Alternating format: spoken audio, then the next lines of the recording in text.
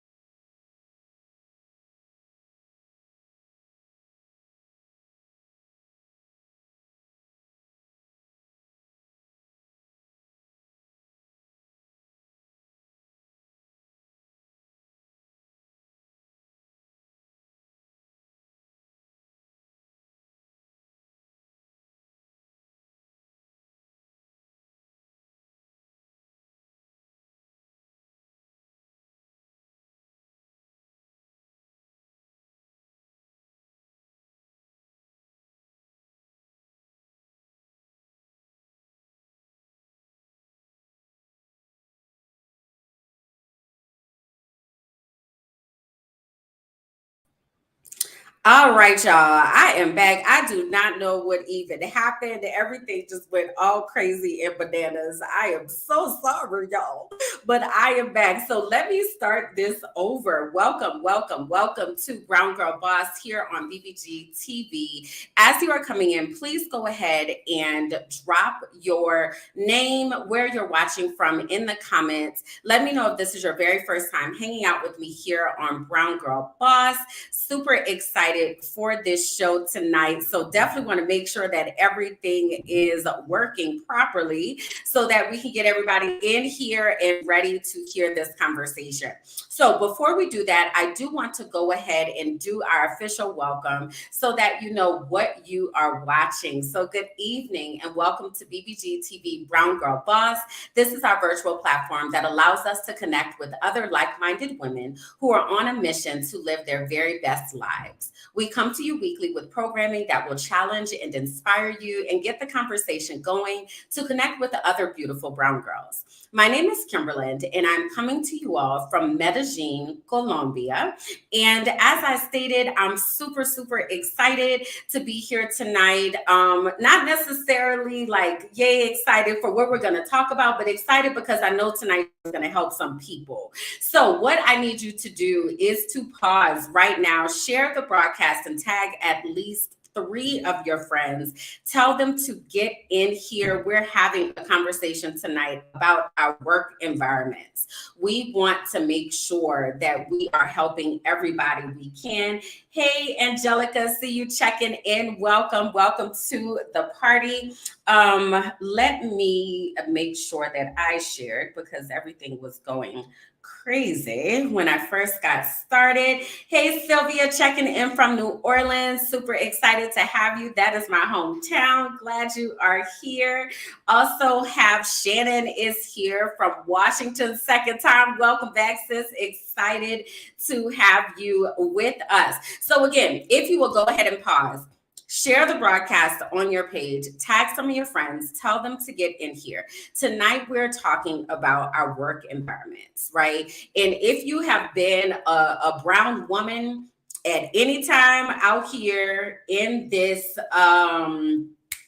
working world, you may have experienced some type of toxic work environment. So we need you to tag the people, get the people in here so y'all can ask your questions, right? I want to make sure that while our guest is here, that we actually get our questions answered. All right. So as you all are doing that, I just want to share a little bit with you about beautiful brown girl. So Angelica, not like literally pause, you jump out and jump back in, or just press the share button down on the screen and it allow you to share it. So beautiful girls, we are all about sisterhood, support, and self-care. Everything that we do, everything that we stand for is to be able to create authentic friendships, share stories, and really build community. So if you have been looking for a place, you're like, oh my gosh, I need to make some new friends. I need to meet some people who think like I do. I'd like to invite you to join us at Beautiful Brown Girls and also in our VIP members network.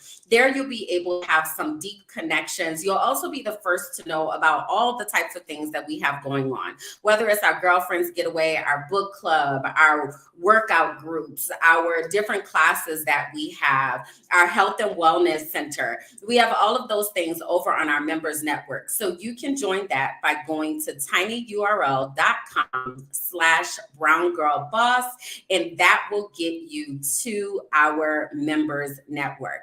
Also, while you are here, if you're loving the content, right, give me some feedback, y'all.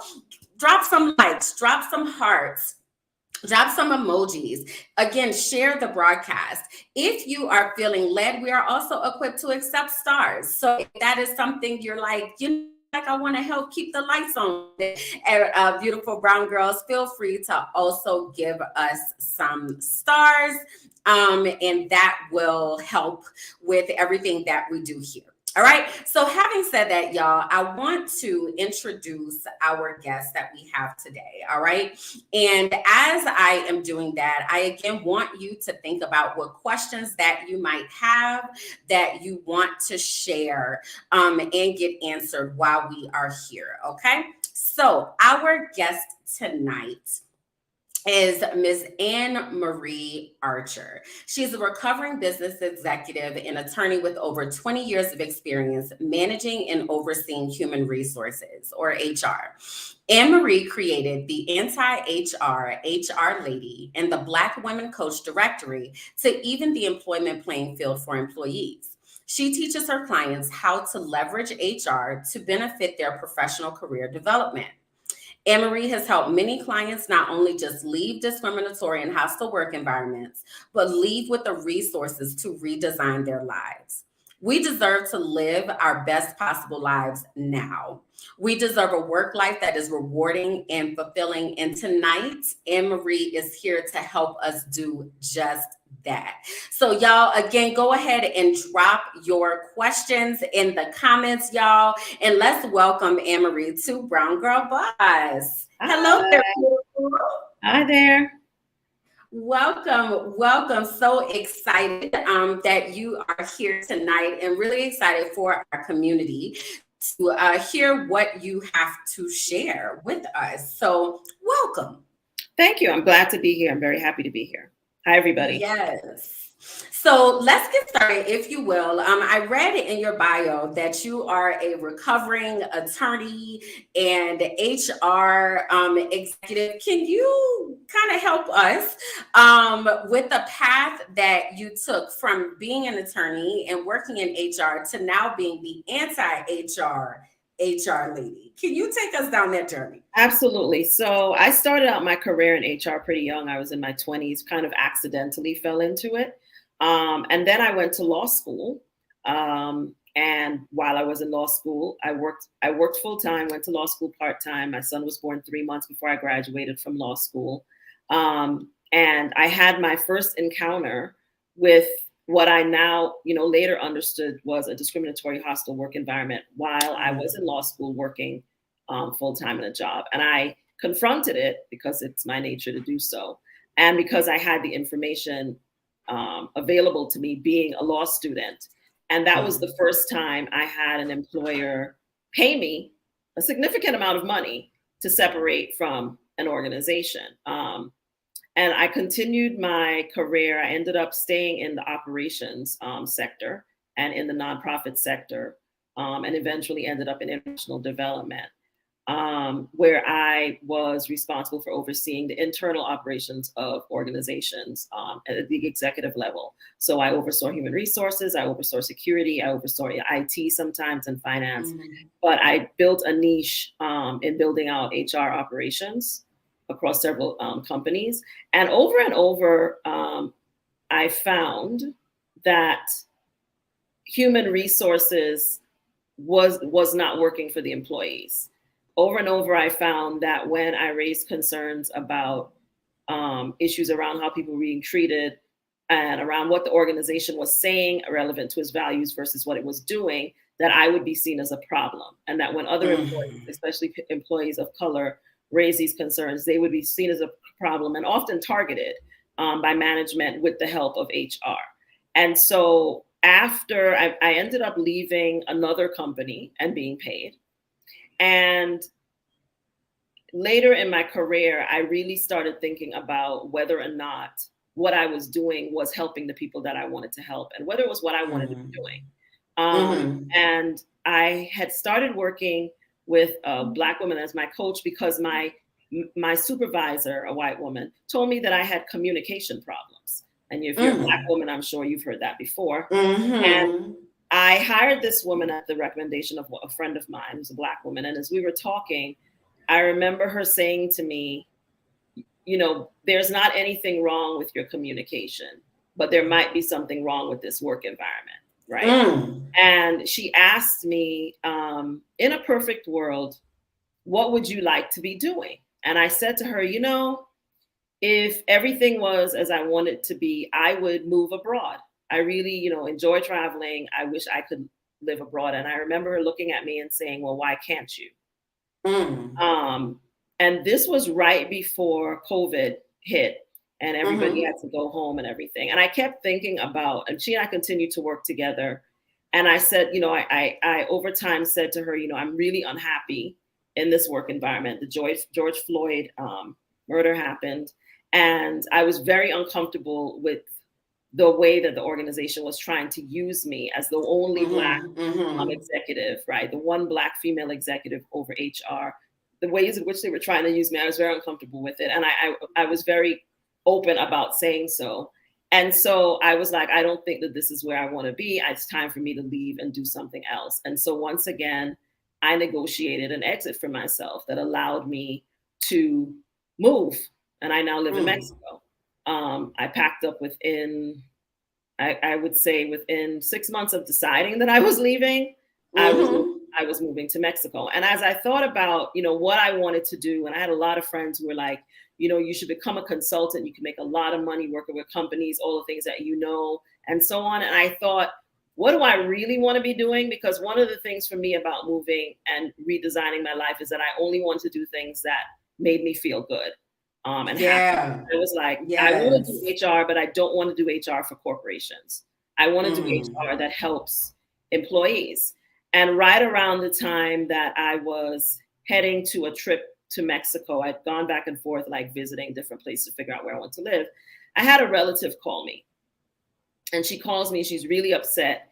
And she says how her boss pulled her into the office and that they were going to terminate her. And I was like, you know, explain to me what the grounds are. What are they saying? And she explained to me, you know, I'm a high performer. I've never had any issues with my performance, but now they're saying that they're going to terminate me for cause and they're just going to give me my last paycheck. And that's it. And I was like, that's not going to work. So I was like, you know, I'm on my way to Mexico. When I get on the ground, I'll call you back. And I called her back and I gave her advice. And to make a long story short, they ended up paying her several weeks of pay, her health insurance, agreeing not to also allow her to file for unemployment. And because I basically asked her, what do you want? And she told me. And I was like, okay, we're going to respond to your HR manager, and we're going to make them understand that you're not an uneducated employee. Right. They're not going to just dismiss you, right? That they're going to have to pay you unless they want you to sue them. And so she took my advice, and within a week or so, they had given her severance. They had given her all the things that she told me that she wanted. And that's when the light bulb kind of went on in my mind, and was like, I could help people do what I just did for her. Yeah. I could help people do what I did for myself at least 3 times. I could actually help people figure out if they're in a situation where their employer is behaving wrongfully or even discriminatorily, which is often the case, that knowing how to respond, how to recognize what's going on, knowing how to appropriately document it, knowing how to articulate the issue, and then knowing how to negotiate your way out. That help other people do what I did, right? And so I decided to create a business where that was the focal point of it, and that employees are the focal point of what I do. I do not work with corporations. I do not work with employers at all. I mean, I've turned down work because I won't work with employers, because I'm just not interested in perpetuating what I see HR doing. And why I say I'm the anti-HR lady is because I'm very much against the way that human resources operates in the United States.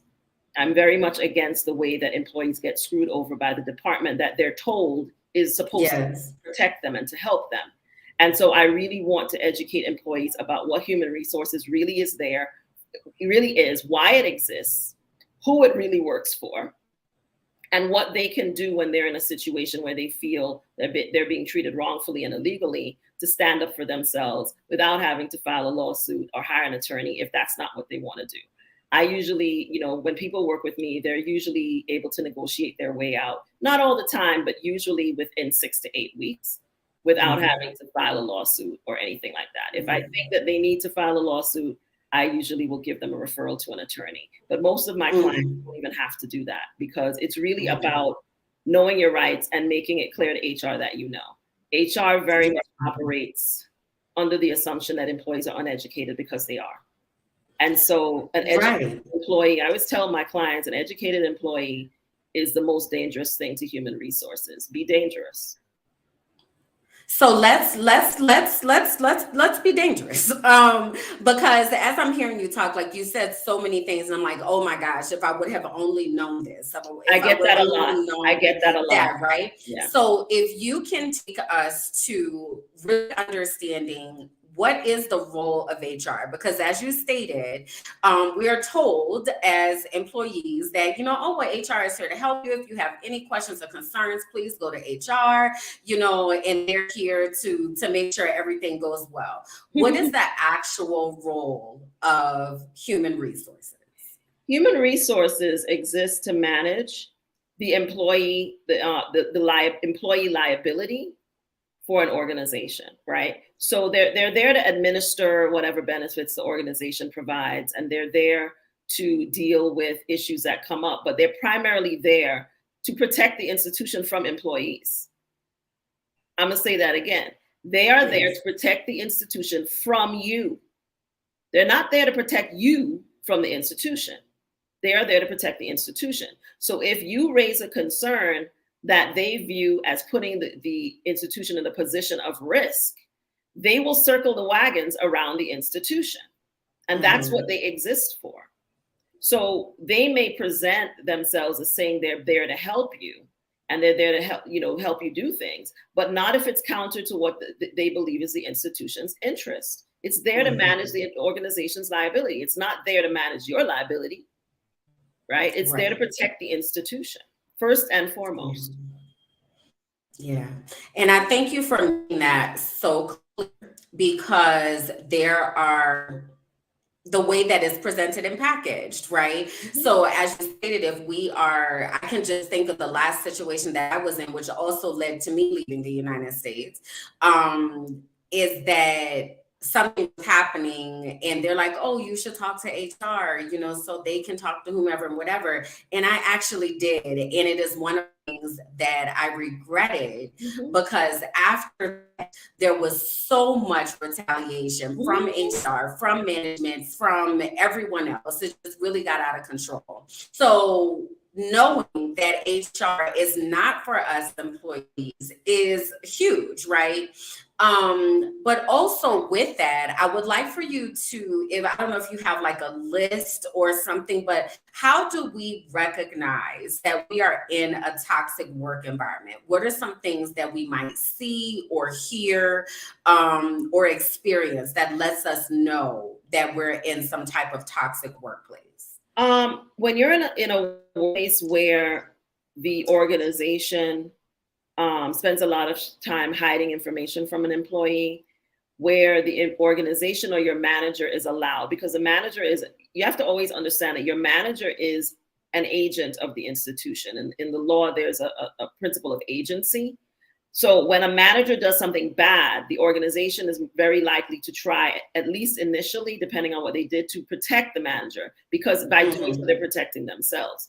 So when when you're in a toxic work environment, there's usually a lot of gaslighting, a lot of micromanagement. Gaslighting is when you in a work environment is when you raise a concern and they either dismiss it and try to make you feel like you're making it up, or that you're the problem.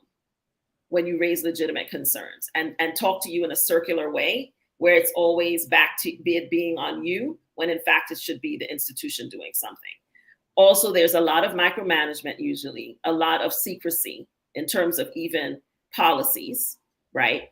Policies are written very vaguely so that they are hard to interpret and understand, right? And that when you go to human resources, you get a lot of the same circular talk that I mentioned.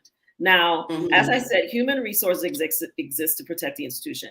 And there are ways to do that and still treat employees well. And that's one of the things I used to say to management all the time. The smart organizations understand that if you treat people well, you're managing your liability that way. But unfortunately, a lot of organizations take the stance of instead trying to protect the institution from the employee at all cost, no matter what the manager does or what the institution does. And that's a problem, right? Because usually if you treat people well, you can recognize your liability and limit your liability easier than when you try to kick the can down the road or pretend something isn't happening until it turns into a lawsuit, right? And human resources and organizations are always very much about trying to keep themselves out of the courthouse as much as possible. But for some reason, a lot of them don't make the correlation between treating people fairly and humanely with keeping themselves out of the courthouse. And that is just so it's ridiculous. Really backwards. Right. I'm like, but I'll tell you why. And it's something that I'm going to talk about more. I think the problem is that, and I'm a lawyer, so I can say this. I think the problem are lawyers. I think that when something goes wrong, human resources goes to outside counsel or inside counsel, and they immediately are told to do things to defend themselves, because that's what you're taught as a lawyer to do, right? To eventually start looking at how can you mitigate whatever. And so you're not thinking about things from a human being perspective. You're thinking about things from a how do we protect ourselves perspective. And that to me is the problem.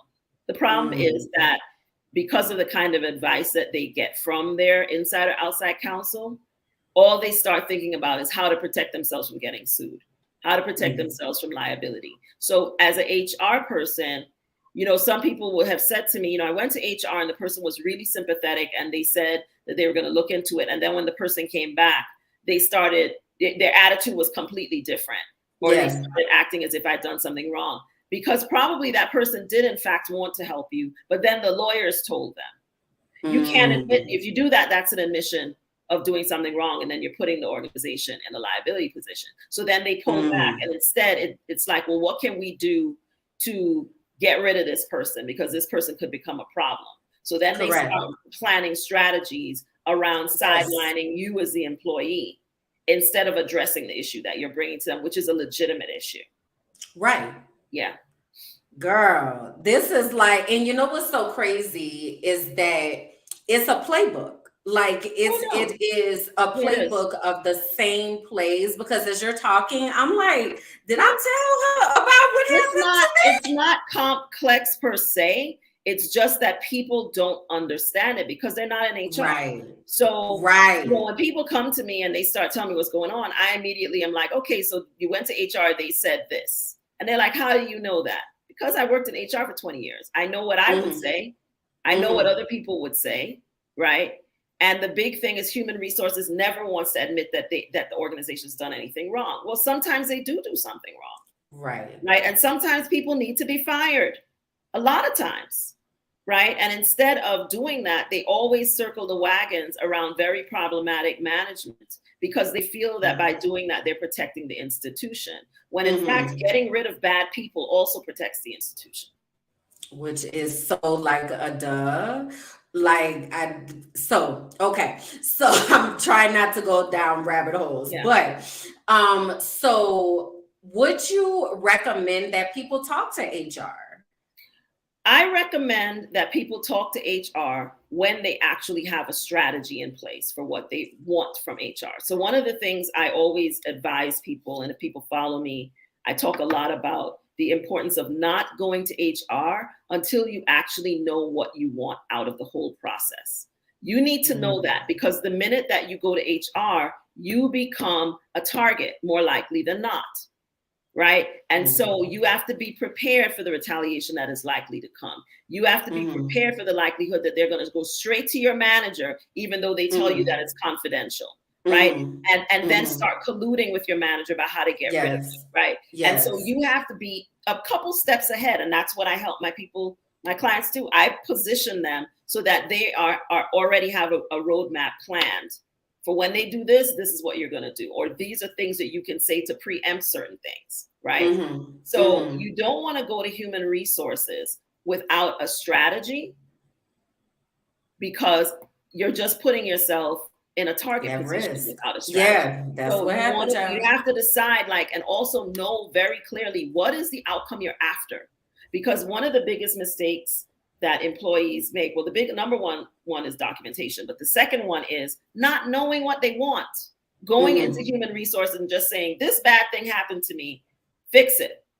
And then then you leave, and then the HR person's calls up the manager and says, such and such was just down here. And then they having meetings and talking about you. But what you need to be able to clearly articulate is not just this happened, but here is what I expect you to do about it. Gotcha. Right. And the timeline within which I would like to see a result or response or something. And you have to stay on top of it. And you have to be clear about what you want from them, whatever that might be. Right. And so what I talk to people a lot about is, well, what do you want? And whether what they want is realistic. Right. Yeah. And let's come up with a strategy that is realistic and puts you in a position to have options. And a lot of times what they really want is to leave. Yes. Right. And so if they want to leave, I help them map a strategy that's going to get them in front of HR and get HR to provide them with an exit with money. So that they're not leaving empty handed, that they can, especially if you're being discriminated against at work, they should pay you. You shouldn't just quit. They should have to pay you for that. Ooh, girl, I got so many questions, but I'm going to take this one by Jerry. Jerry says she's kind of dealing with this type of thing right now. She's already talked to HR. They're not doing anything to help. What should be her next step? You should talk to me, Jerry. Because there are multiple steps and I can't really give you an answer until I know what the details of them are. But you should not go back to them without clarity around what you want them to do about it. What is a satisfactory resolution for you? And then I would want to tell you whether that resolution is realistic, right? Based on what it is that you're actually saying is going on. But the fact that they haven't done anything to help you means that they're probably not going to. So then the question becomes, what are you prepared to do in response to that? Who child? So we have a few comments here from people sharing their different stories. Elena shared a story about someone pulling reverse racism card. She still has to work with this person. Now she feels like she is walking on eggshells. Angel also shared a story about she said she was the only brown face working in government, never had issues working for 15 years, had all the situation with short disability, a nightmare. She can't walk, can't drive, had people yelling, hanging up. It was horrible. You mentioned documentation a moment ago. Can you talk to us about what type of documentation? Well, I guess I have a twofold question, because I think that a part of it, which we kind of already addressed, is that we realize that something is happening and it's already happening. So we haven't been documenting. So we kind of got to go back, right? So I guess the first part of my question is, how do we know when we need to first start documenting? And then what are we documenting and what is the best way? Okay. So the best time to start documenting your workplace is as soon as you get there. And you should keep a journal, and you should document your workplace from the first day you get there. And I'm going to tell you why. Because it's much easier for you to pinpoint when things went sideways if you've been documenting things all along. And this doesn't mean that you have to write an epistle every day when you come home, but you can write at the end of the week what kind of week you had. You should always document every one-to-one meeting you have with your manager. And if your manager isn't meeting with you one-to-one at all, that's not a good sign either. But you should be documenting because you want to establish that you are doing a good job and that all is well. That's true. So that when you experience a problematic instance and you go to human resource and now all of a sudden they want to say you have performance issues, you can pinpoint that you didn't have no performance issues till you went to HR. And that all along you were getting positive feedback about your performance. You never had a bad performance review. How many of you can actually find the last review right now? Probably not, because you don't even have a copy of it. You have to take your employment, you have to put yourself in the driver's seat of your career, right? Don't wait for things to happen. You got to stay ready so you don't have to get ready. And I learned that after my first bad experience. I always made sure that I was always keeping track of things. And so if I did not, you always should have a copy of the employee handbook. Actually, and now with everything being up on the internet where they can cut you off anytime you want, when you should download a copy of the employee handbook and have it on your own personal computer. You should keep track of every one-to-one you have and write down, summarize them in writing, right? You should ask your manager on regular intervals how you are doing in writing, by email, or in your one-to-one meetings, and then document it. You should keep screenshots of any crazy crap some coworker says on Teams or print it out. Anything that happens, you should have documentation. Even if someone says something crazy to someone else, that may just be the start of them getting around to you. So you document those things so that when it comes around to you, you're ready to be able to show, I'm not the problem. You all are the problem. And here are the many ways in which I have documented my workplace. The minute HR has documented my workplace, it scares the crap out of them. Because it's like, well, what does this person know? What does this person have? Right? But the majority of employees don't do that. Yeah. Like I rarely have people, I'm thrilled when I have someone come to me and tell me I have all these things. And I'm like, that's great. And it's much easier to deal with. But most of the time, it doesn't mean that you can't document after the fact, but it doesn't put you in the best position.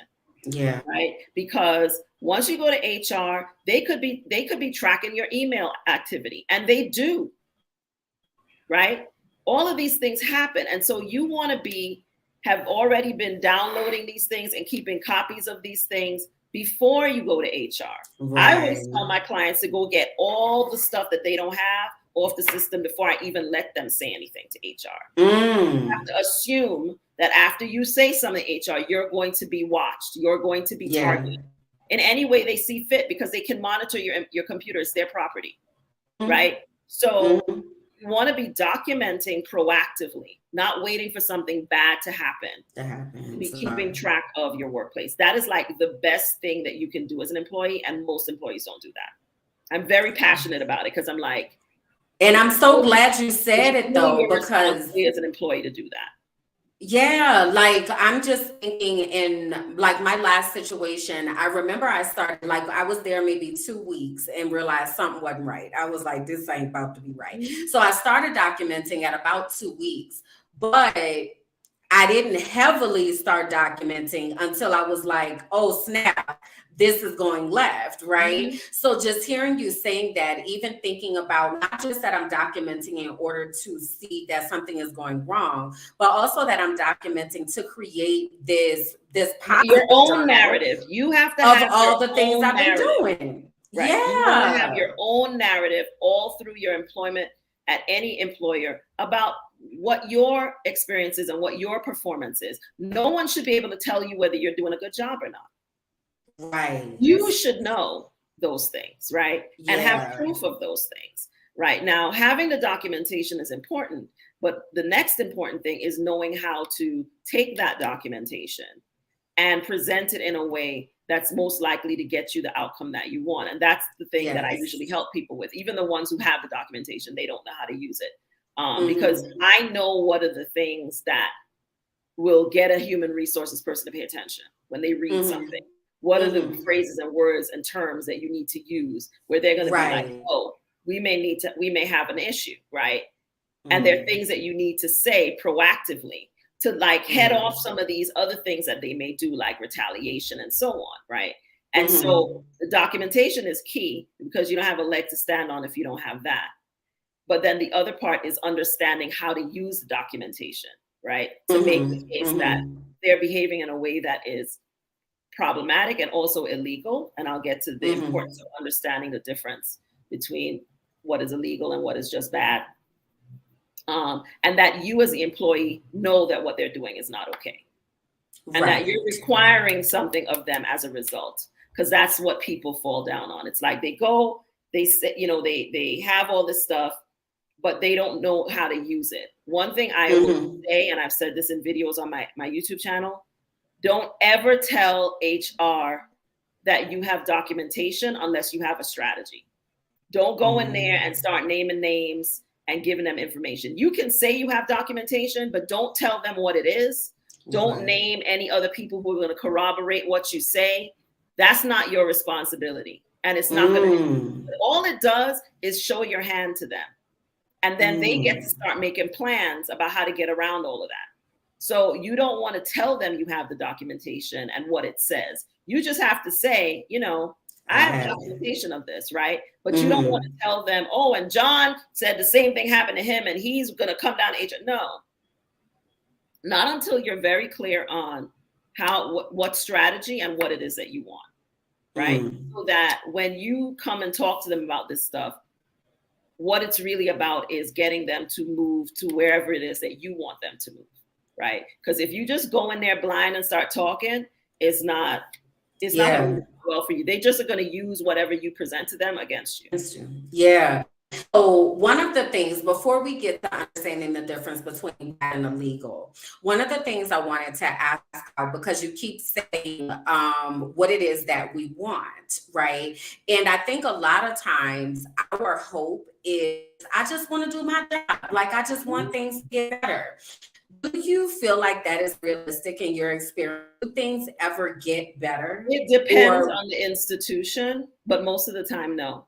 Because what I learned, one of the things I learned that was very frustrating to me is that HR knows who the problematic managers are. This is not something they don't know. And so if that person is still there after 5 years, whatever, it's because they have made the institution management, who tells the HR what to do, has made a calculated decision that that person is more important than the employees for whatever period. reason. Either they bring more Yeah. money, they're sleeping with the right person, they are the son or the niece or the cousin or the uncle or the friend of the right person, or they have made a calculated decision that this person has more value, right? And so Hmm. even though people have come and complained, they don't remove the person, Right. right? I know of organizations I worked on where they paid a lot of money out behind this one bad manager, right? But that manager was responsible for bringing in 60% of the revenue of the organization, and he was very good at it. Mm. So they made a calculated decision that they would not get rid of him. He ended up retiring. But they did have to pay people. The ones that were smart enough to go raise an issue, and it wasn't that many, then they would just, pay them and let them leave quietly. But they never disciplined him. People might have talked to him, but they didn't do Right. anything Nothing to ever make him happened. change his behavior. Yeah. Right. And so I think that what people have to understand is capitalism is what drives corporate America, right? Making money, making lots and lots of money, right? And so they're going to make decisions on the basis of what the bottom line is most of the time. And so the management is usually the people that are responsible for making sure that they make money. And so they feel like an employee is either easier to replace than another person, and that's who they're going to protect 9 times out of 10. And that's unfortunate. But that's a lot of the calculations that get made. And that those calculations are not necessarily made in human resources. They're made in management, but the management makes it clear which way they want HR to go. And most of the HR management and directors, they won't push back. They don't push back. Because you're viewed as a problem. I was always a problem everywhere I went. Yeah. Oh, I'm definitely a problem. No, I'm not doing that. Right. But most HR people wouldn't operate that way. Yeah. We would just do whatever it was that management wanted. Wow. This is very eye-opening, and I just thank you for making this so plain. Because there's just so much, never having in HR, like there's just so much we know about. I mean, I don't want this to sound like an indictment of human resources professionals, and I'm saying they're all bad people. I believe the system is structured just like America, right? The system is structured to promote certain behavior. And so even people who come in, because I think most of the people who come in initially to human resources come in with good intentions. Yeah. They come in because they want to work with employees and they want to help employees. You come in and you find, and the higher up you go, you find that you can't. There's less of that. Yeah. Because the system demands that you put the institution first. Right. In all things. Wow. So you mentioned a moment ago, knowing the difference between when something is just bad and something is illegal. Can you draw that distinction for us? So when you're trying to determine and recognize discrimination at work, it's important to understand a couple things. So at the federal level, there are laws that protect human beings in the United States, citizens in the United States, against discrimination on multiple grounds, what we call protected classes. And it's race, ethnicity, gender, sexual. Now, federal sexual orientation to a certain extent, but not in all cases. And this is federal level. Lots of states have the same rules, but they don't always include sexual orientation. So it depends on what state. But the federal government, the federal level, for the most part, most of these things apply across these things: race, ethnicity, sexual orientation, gender, age, ability. Right. And in some cases, pregnancy, if a woman is pregnant, whether or not you're allowed to discriminate against someone based on the fact that they're pregnant.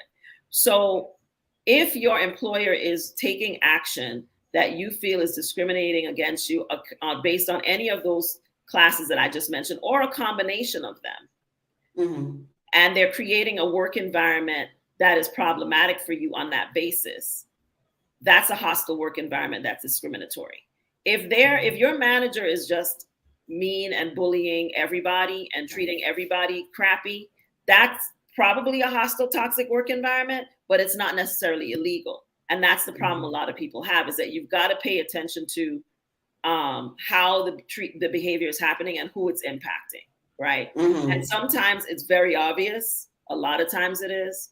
And sometimes it's not. But what I find a lot is that I feel like a lot of us Black people are in a state of denial.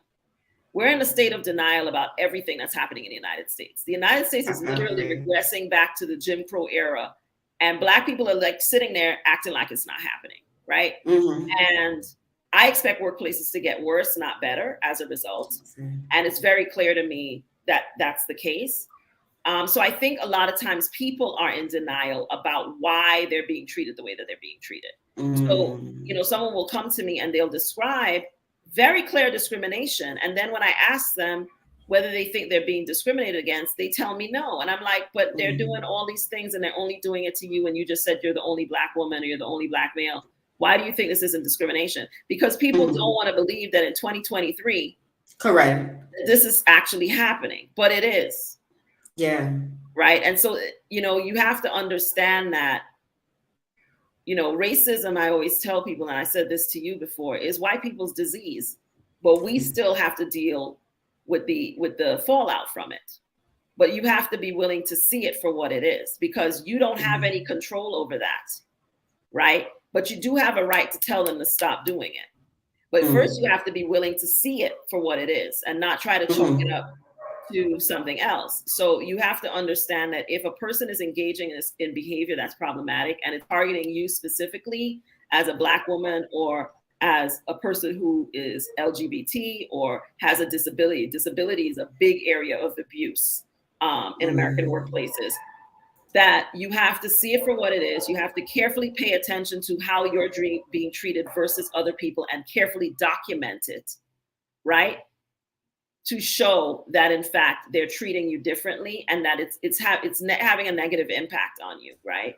Right. So I think that's a very important distinction to understand, is that you can be in a workplace where the manager comes in and they're just horrible to everyone, right? But even in an instance like that, I had a client where she was describing a workplace where the woman was a bully. I mean, it was a white woman. She was probably the only Black female, and there was one other Black person. But she was pretty horrible to everyone. But the impact on her, because she was the only Black person, and the psychological impact and how it was making her feel and so on, was different. And so what I helped her do was document and articulate that. Right. And they paid her, and I think she's in Italy right now. She's traveling around the world. Wow. But it's, you know, it's being able to understand like how to, sometimes things are not black and white, but you can make them black and white for HR if you know how to do that. If you know how to articulate to them, right? That, you know, this person might be a bully to everybody, but as a Black woman, this is how it's affecting me, right? And this is why I still think it's discriminatory, even though she may be talking that way to everyone, right? But I think it's very much usually black and white, where you will see one group of people, you know, getting praised and acknowledged and raises, and then another group of people not getting any.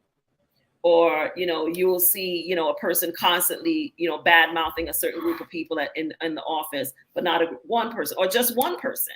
Because a lot of times we're in these spaces alone, you know what I'm saying? Or especially at the level. It's just us. The further you get up, the more lonely it gets sometimes.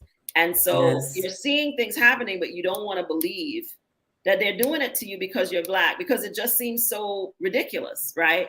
But racism is ridiculous, but that doesn't make it any less real. Right. And dehumanizing to that point of not seeing people as humans.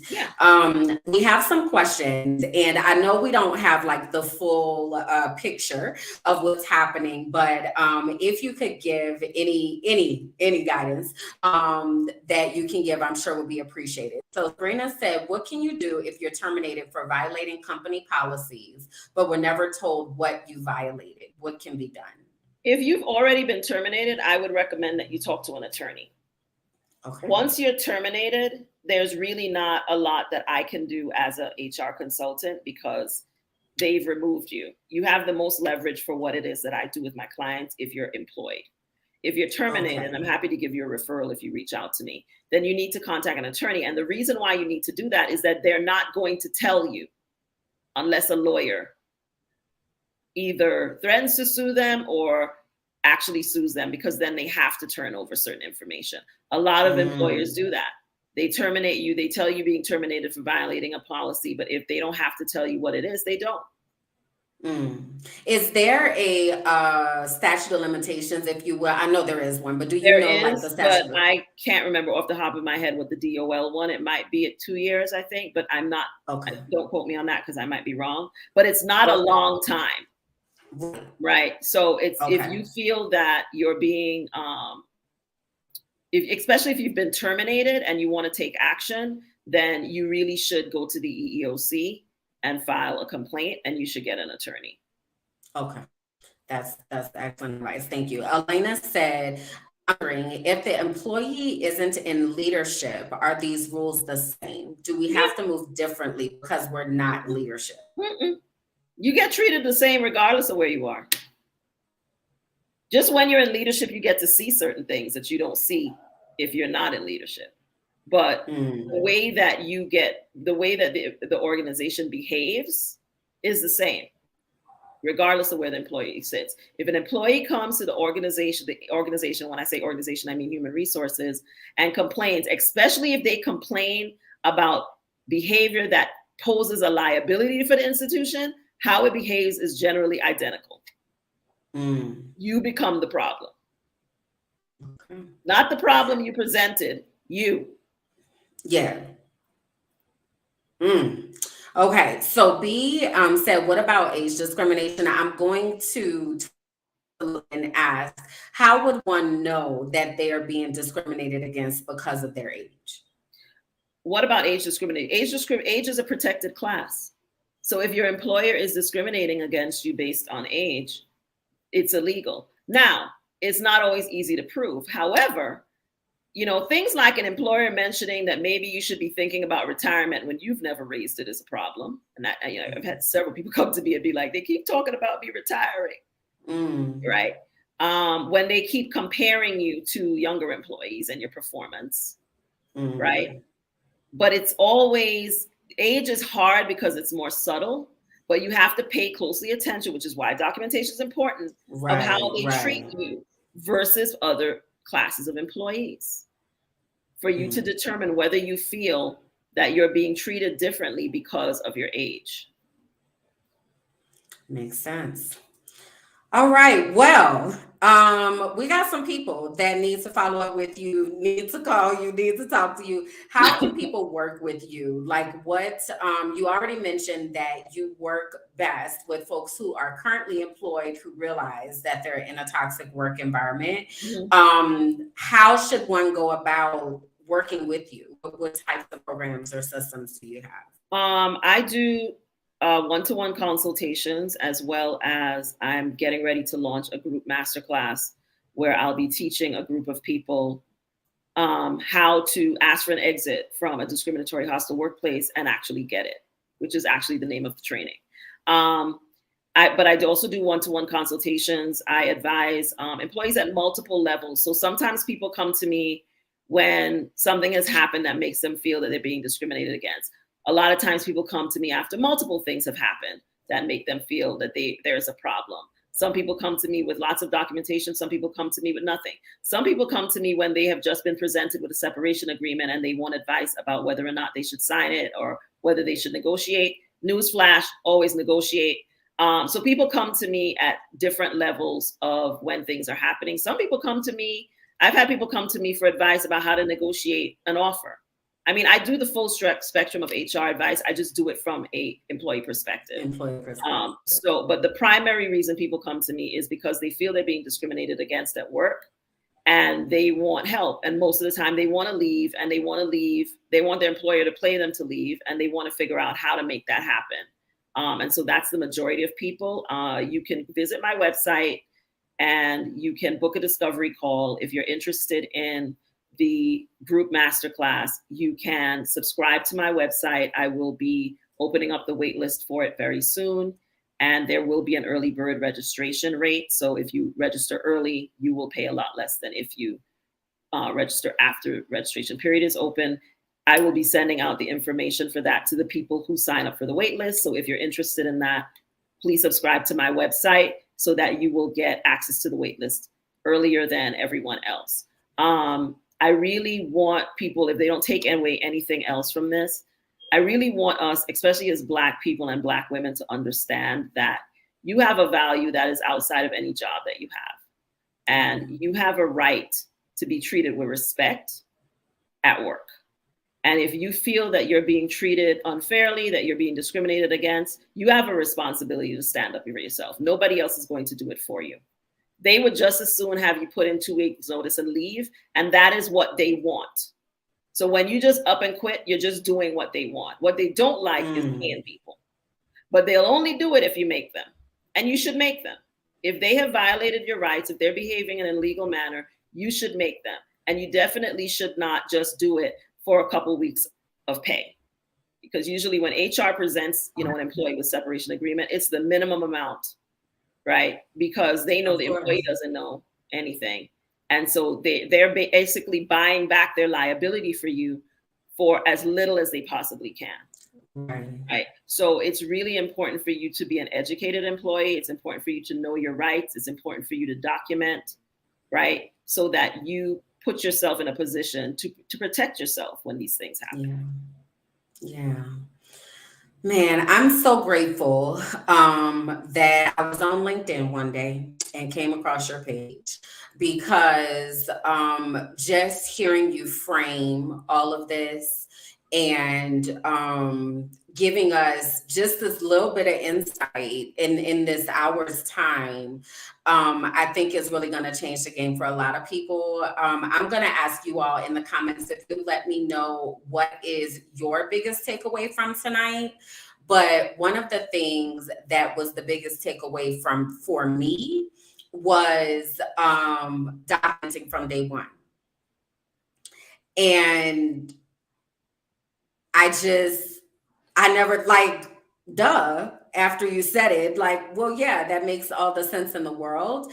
But if I think back to the situations I've been in, it would have been so powerful to have had that. So I appreciate you telling us that, even for those of us who are about to get with you to make a plan to leave these environments and hopefully go to a better environment, know that we have that power in our hands to really pay attention by documenting and controlling our own narrative. That was like the biggest thing for me. So I just want to thank you for all of this information, because I know that it's helped some people.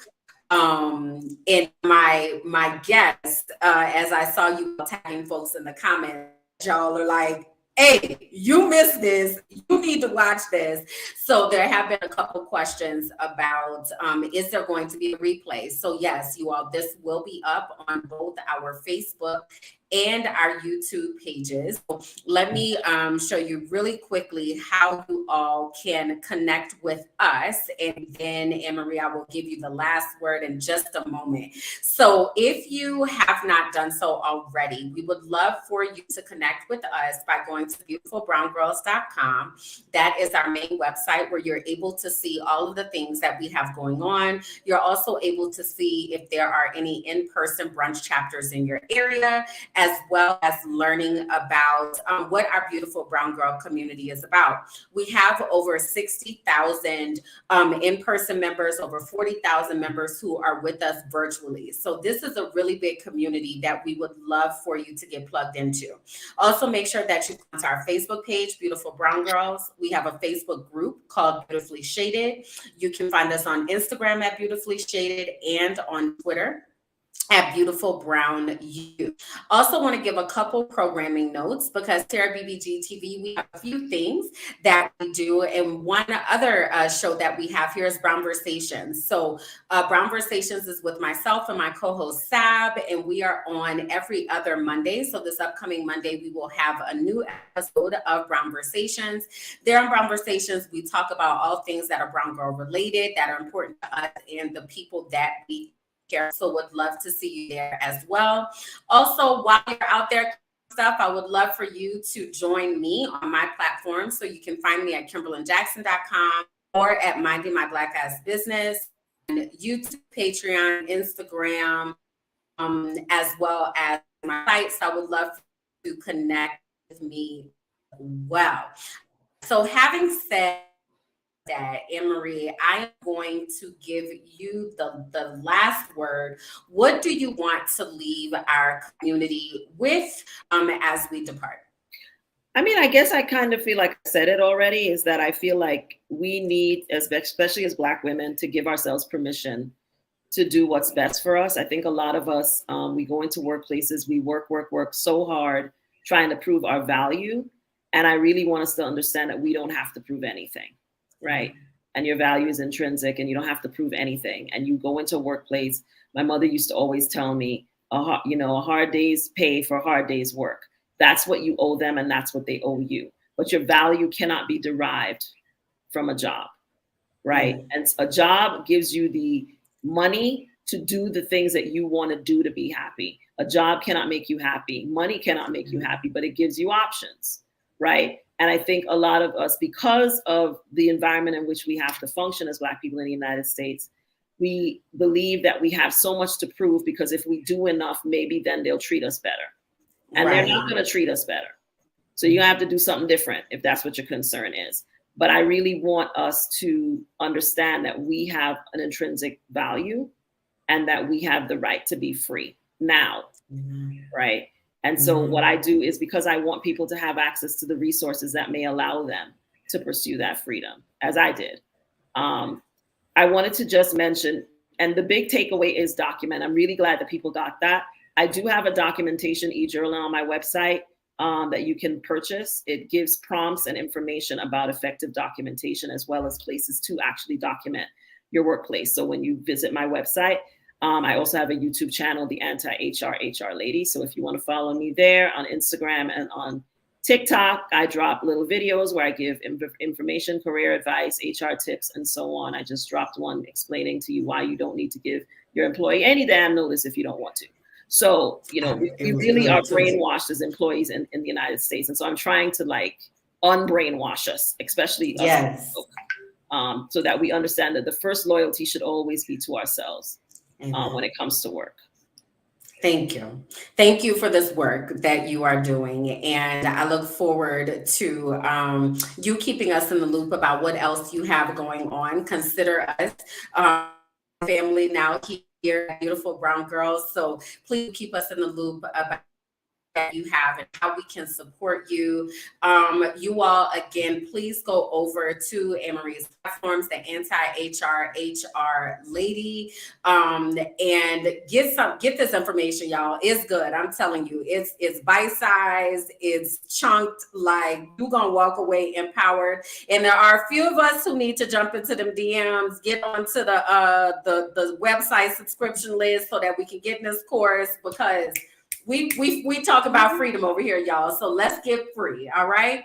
So we will be back Wednesday after next with our next episode of Brown Girl Boss. Again, make sure you have connected with us. Please go and connect with Anne-Marie. On that note, we will see y'all next time. Thanks for having me. Bye, everybody.